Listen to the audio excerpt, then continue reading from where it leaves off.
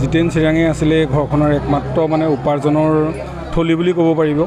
তেওঁ মানে দেখিছে আপোনালোকে তেওঁ ঘৰটো দেখিছে, ঘৰটো যিমানকণ আছে তেওঁ মাটিও সিমানকণেই ভূমি, সেই ভেটিটোৱে তেওঁলোকৰ। আৰু তেওঁলোকৰ ঘৰত তেওঁ মিছেছ আছে আৰু ছোৱালী দুজনী আছে আৰু এটা সৰু ল'ৰা আছে তেওঁলোকৰ। ছোৱালীজনী 10ত পঢ়িছে, এইবাৰ মেট্ৰিক দিবলগীয়া ছোৱালী।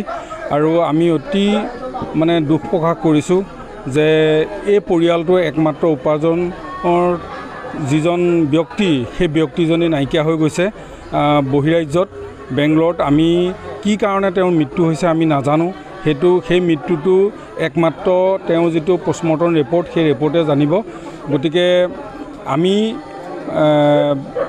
এই কণমানি ল'ৰা ছোৱালীকেইটাক লৈ অকল মাকে কি ব্যৱস্থা ল'ব বা ৰাইজে খুব বেছি 2 দিন বা 4 দিন তেওঁলোকক কিবা এটা কৰিব। আমি অসম চৰকাৰ তথা মাজুলীৰ বিধায়কক আমি বিনম্ৰতাৰে অনুৰোধ জনাইছোঁ যে এই পৰিয়ালটোক কিবা এটা ব্যৱস্থা কৰি দিলে আমি নথৈ সুখী হ'ম।